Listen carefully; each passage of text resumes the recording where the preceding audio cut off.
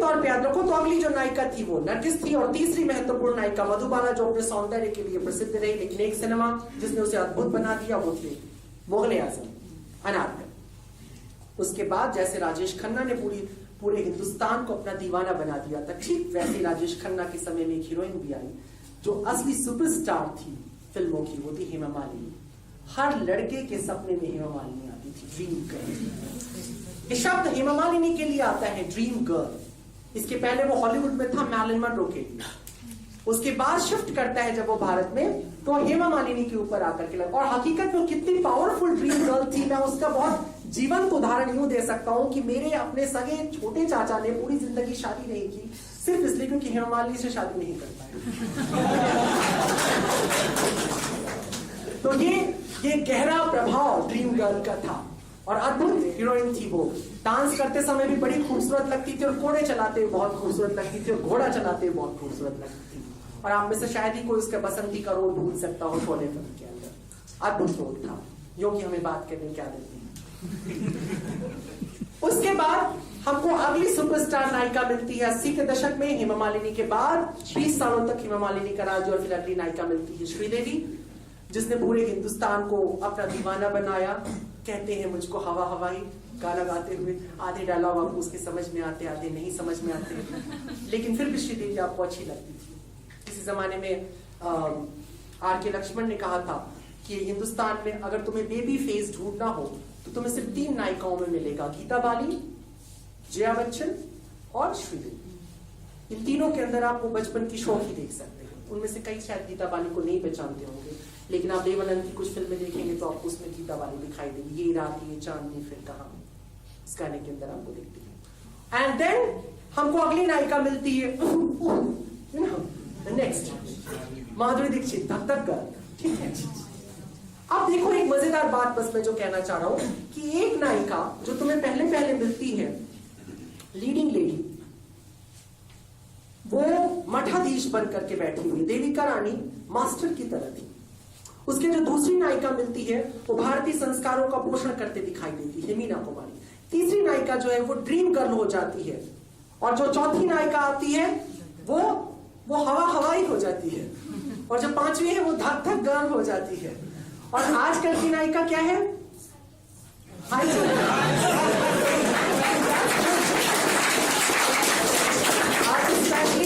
Clapping करें क्योंकि ये एक लड़की ने बताया है, इट्स वेरी बहुत महत्वपूर्ण है। आपको मैं नायकों का उत्थान और नायिकाओं का पतन समझाना चाहता था भारतीय सिनेमा के भीतर। जिस तरीके से नायक उड़ते उड़ते दबंग हो गया, वैसे ही नायिका गिरते गिरते गिरते गिरते आइटम हो गई। तुम्हारा सिनेमा कितना गहरा इंपैक्ट तुम पर डाल रहा है, अब तुम अपने घरों में जानना।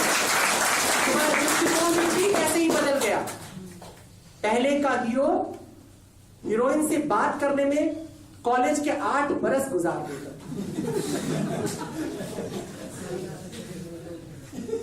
क्योंकि सिर्फ उसने आंखें देखी हैं। यहां तक तो बंद है बुरके में, मेरी महबूब तुझे मेरी मोहब्बत की कसम, और जिसको देखता है वो खलनायक की बहन है, उसको बाद में देख लेता है। सब कुछ गड़बड़ हो जाता है, लेकिन फिर भी वो मोहब्बत बड़ी खूबसूरत सी लगती है। मैं नहीं कह रही सारी महिलाएं बुरके में चली जाएं और पुरुष 8 बरस का इंतजार करने लगे, ऐसा कुछ नहीं है। लेकिन एक तहजीब, मैं उस दिन लज्जा पे बोल रहा था, मैंने बोला था शायद एक लाइन की लज्जा स्त्री का गुण है, तो मुझे बाद में किसी ने बाहर मुझे प्रश्न पूछा कि ये भी तो पुरुषों द्वारा थोपी गई वो है। तो मैं बता दूं कि मैं जो लज्जा बोल रहा था निश्चित रूप से वो स्त्रियों के अंदर ज्यादा पाया जाता है, पर ऐसा नहीं कि पुरुषों में नहीं होता। पुरुषों में भी लज्जा अनिवार्य रूप से होती है और होनी चाहिए। 100 लोगों में हो आशिक तो एक उसी से शर्माए। 100 लोगों में हो आशिक तो एक उसी से शर्माए, ऐसी मस्ती में भी आंखें रहती हैं होशियार बहुत। जब तुम किसी को लेके रिस्पेक्ट रखते हो, जब तुम्हारे मन में किसी को लेके सम्मान होता है, जब तुम्हारे मन में किसी को लेके प्रेम होता है, तो लज्जा स्वतः उभर जाती है। और जब यही 3 चीजें खत्म हो जाती हैं, रिस्पेक्ट खत्म हो जाता है, प्रेम खत्म हो जाता है, तुम्हारी केयर खत्म हो जाता है, तो लज्जा भी आंखों में से खत्म हो जाती है। तब तुम वहशी की तरह देखते हो।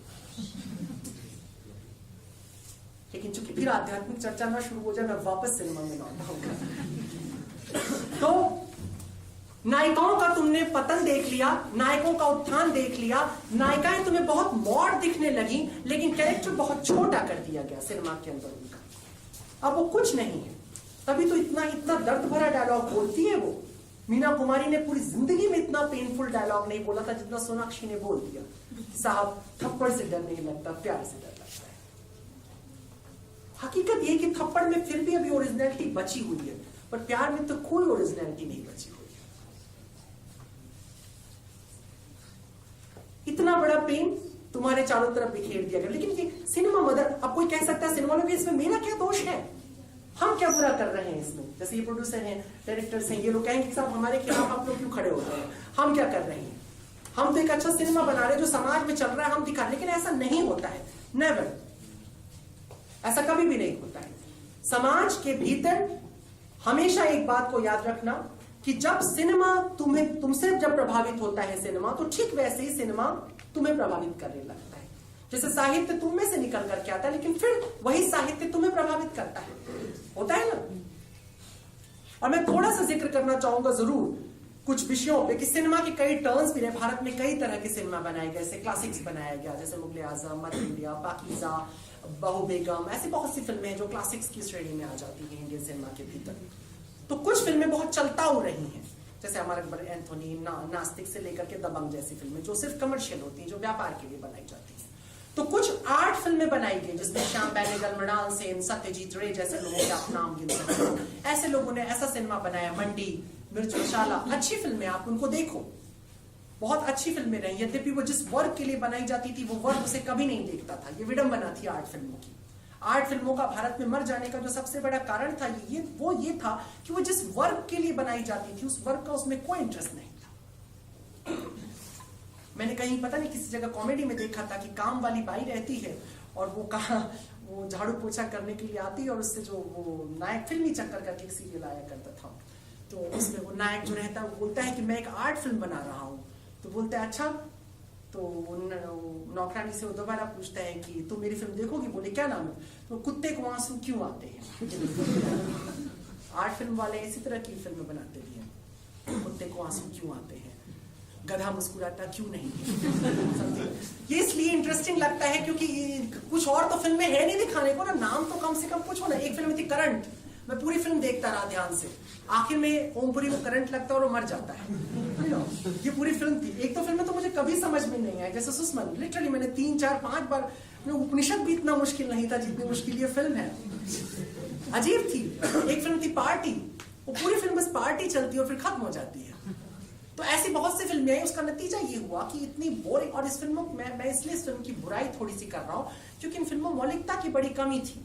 कुछ सिनेमा को छोड़ दीजिए, 80 के दशक में जो आर्ट सिनेमा आया था, अधिकांश रशियन, इतालवी, फ्रेंच और हॉलीवुड की कुछ पुरानी बीती हुई फिल्मों की नकल भर हुआ करती थी, और कुछ भी नहीं, जिसका भारतीयकरण किया जाता था इनफैक्ट। लेकिन इन सब के परे एक खास खूबसूरत सिनेमा भी भारत में आता रहा है, जिसे पैरेलल सिनेमा हम कहते हैं। इसे इसलिए पैरेलल या समानांतर सिनेमा कहा जाता है क्योंकि वो ना तो प्योरली आर्ट फिल्म होती है और ना तो वो पूरी तरह से कमर्शियल होती है।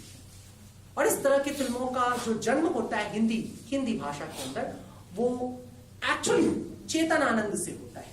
उन्होंने नीचा नगर नाम की एक फिल्म बनाई थी जिसे कांस में अवार्ड भी दिया गया, फर्स्ट कांस में अवार्ड मिला था उसे।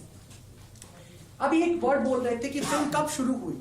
1912 में पहली फिल्म श्री पांडुलिक, जिसकी चर्चा होती है, उसे बहुत सारे क्रिटिक नहीं मानते और मैं भी नहीं मानता हूं कि फिल्म थी, क्योंकि श्री पांडुलिक एक थिएटर था, एक ड्रामा था जिसे पूरा का पूरा बाबू राव ने शूट कर लिया था और उसे दिखा दिया था। फिल्म तभी फिल्म हो सकती है जब वो स्क्रिप्ट पर काम करती हो, जब उसमें कट पेस्ट हो, और वो काम पहली बार श्री हरिश्चंद्र में किया गया दादा साहब फाल्के द्वारा, जो मई 1913 में रिलीज हुई। तो हम लोग उसी को सिनेमा मानना पसंद करेंगे, ठीक है।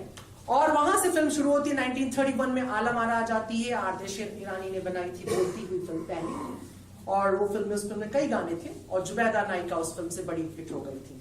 एंड देन सिनेमा बदलता है। पहली रंगीन फिल्म कब आई थी आपको शायद नहीं पता होगा, आप में से अधिकांश लोग, किसी को पता है पहला फर्स्ट रंगीन फिल्म किसी को?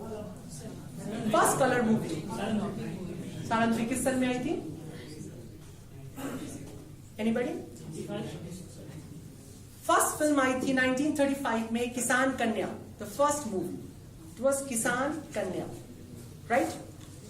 और उस जमाने में हिंदी अंग्रेजी सभी भाषाओं में गाने बने। और एक और अच्छी बात बताऊं सिनेमा से जुड़ी हुई, कि सिनेमा ने कई लोगों को बड़ी इज्जत भी बख्शी। जैसे जो तवाइफें हुआ करती थी, आमतौर पर वो सिर्फ तवाइफें थी, बड़ी बेइज्जत महिलाएं थी, लेकिन सिनेमा ने उनको बड़ी इज्जत बख्शी। कई बड़ी नायिकाएं तवाइफें थी, कई तवाइफों की जो बेटियां थी वो नायिकाएं बनी, कई बड़ी गायिकाएं जो थी वो तवाइफ घरानों से आई। तो इस तरीके से सिनेमा ने उन लोगों का भी बड़ा उद्धार किया, बड़ा उनको उत्थान दिया। और एक और अच्छी बात भी मैं जल्दी में जिक्र जिसका मैं करना पसंद कर रहा हूं समय को देखते हुए, कि भारतीय सिनेमा, भारत में सेकुलरिज्म कहीं नहीं आया, लेकिन भारतीय सिनेमा में आया है, इसमें कोई दो राय नहीं। कम से कम 50-60 के बीच का जो सिनेमा था उसमें सेकुलरिज्म जबरदस्त तरीके से दिखाया है। डायरेक्टर कौन है, राइटर कौन है, एक्टर कौन है, कहीं जाति का बंधन नहीं। यद्यपि उस जमाने में भारत के बंटवारे का एक गहरा प्रेशर था, जिसकी वजह से अक्सर मुस्लिम लोग अपना हिंदू नाम रख लिया करते, जैसे मधुबाला, मुमताज से उसने नाम बदल के मधुबाला कर लिया, मीना कुमारी, महजबी से उसने अपना नाम बदल लिया, यूसुफ खान से दिलीप कुमार बन जाना, ऐसा उस वक्त होता था। लेकिन आपसी प्रेम बड़ा गहरा था। जैसे मैं उसको म्यूजिक के थ्रू अगर कभी उदाहरण देना चाहूं तो एक बड़ी छोटी सी बात याद आती। बैजू बावरा एक फिल्म आई थी, उस फिल्म में जो भजन बड़ा फेमस है, मन तड़पत हरिदर्शन को आज, मैंने सिनेमा में इससे खूबसूरत भजन नहीं गाया गया है। उसे गाया मोहम्मद रफी ने जो मुस्लिम थे, उसे लिखा शकील बदायूनी ने जो मुस्लिम थे, उसे कंपोज किया नौशाद अली ने जो मुस्लिम थे। और हिंदी सिनेमा का एक बेहतरीन नातिया कलाम, बेकस पे करम कीजिए सरकार मदीना, इसे गाया किसने था? लता मंगेशकर। तो हिंदी सिनेमा के अंदर ये जो आदान प्रदान रहा कल्चर का, बहुत ही खूबसूरती से हुआ। और इंडियन सिनेमा कल्चरली हम लोगों को करीब लाने में बहुत बड़ी भूमिका निभाती रही। हम इसके योगदान को नहीं भूलना चाहिए। तो फर्स्ट चेतन आनंद हमको मिलते हैं पैरेलल सिनेमा में। दूसरा सबसे पावरफुल नाम मिलता है एक्चुअली पैरेलल सिनेमा का जो जनक बन जाता है वो है बिमल रॉय। बिमल रॉय ने भारतीय सिनेमा में समानांतर सिनेमा को जन्मा और उसे पूरा सौष्ठव दिया। 2 बीघा जमीन उनकी चाहे फिल्म हो, चाहे सुजाता हो, चाहे सीमा हो, चाहे बंदनी हो, हर फिल्म कमाल की थी। और उनके स्कूल से 3 लोग और निकल करके आते हैं, ऋषिकेश मुखर्जी, बासु भट्टाचार्य और गुलजार, जिन्होंने आगे चलकर पैरेलल सिनेमा को कंटिन्यू किया। तो आप ऋषिकेश मुखर्जी के सिनेमा को देखिए, उसमें आपको वो दोनों बातें दिखाई देंगी, आर्ट भी दिखाई देगा और वो कमर्शियल जो वैल्यू होती है वो भी आपको उस फिल्म के अंदर दिखाई देती है। चाहे ऋषिकेश मुखर्जी की फिल्में आपको याद होंगी, अनाड़ी और चुपके चुपके, गोलमाल, और भी कई फिल्में मैं भूल रहा हूँ, झूठ बोले हुआ काटे, लास्ट फिल्म थी उनकी झूठ बोले का हुआ काटे, लेकिन कई खूबसूरत। सबसे खूबसूरत उनकी फिल्म का नाम मुझे अब याद आया, आनंद, वन ऑफ दी बेस्ट आप सिनेमा की बात आप कर सकते हैं। बाद में उन्होंने उसका फीमेल वर्जन भी बनाया था मिली के नाम से, वो भी बड़ी खूबसूरत फिल्म है जया बच्चन के साथ, वो भी देखने जैसी है। एंड देन हमको पैरेलल सिनेमा का सबसे खूबसूरत आदमी मिलता है, मेरा पर्सनल इंटरेस्ट जिसमें बहुत रहा है, वो गुलजार। मैं गुलजार और महेश भट्ट की कहीं तुलना कर रहा था 2 मिनट बैठ करके। महेश भट्ट प्राय बुद्धिजीवियों में गिने जाते हैं और अक्सर वो वामपंथी विचारधारा के हैं और कई बार वैसे उन्होंने अपनी विचारधाराएं बदली हैं। वो पहले ओशो के साथ जुड़े रहे बहुत दिनों तक, ओशो की विचारधारा पे चल रहे थे, बाद में कृष्णमूर्ति से प्रभावित हो गए और उसकी विचारधारा में चले गए। कभी कभी वो फेमिनिस्टों के तरफ से हो जाते हैं, कभी लेफ्टिस्टों की तरफ से हो जाते हैं, कभी कांग्रेस की तरफ से हो जाते हैं। उनको बोलने के लिए स्थान चाहिए जहां से भी। और उनकी लगभग जितनी फिल्में, जब वो एक मैं 2-3 लोगों को मैं देखता, मेरे को याद आ रहे हैं, सोनम एक हीरोइन थी, शायद आप भूल गए होंगे, लेकिन जितना आज कैटरीना कैफ का हंगामा है उतना ही 90 के दशक में सोनम का हंगामा हुआ करता था। ओए ओए तिरछी टोपी वाले बाबू भोले वाले, उसकी नायिका थी वो। तो उसको मैं जब भी पढ़ता था तो वो 16 साल की होती थी, वो बड़ी नहीं होती। मैं बड़ा होता गया, वो 16 साल की रह गई। मैं सोचा मैं उससे पूछूंगा कौन सी दवा खा करके आई है।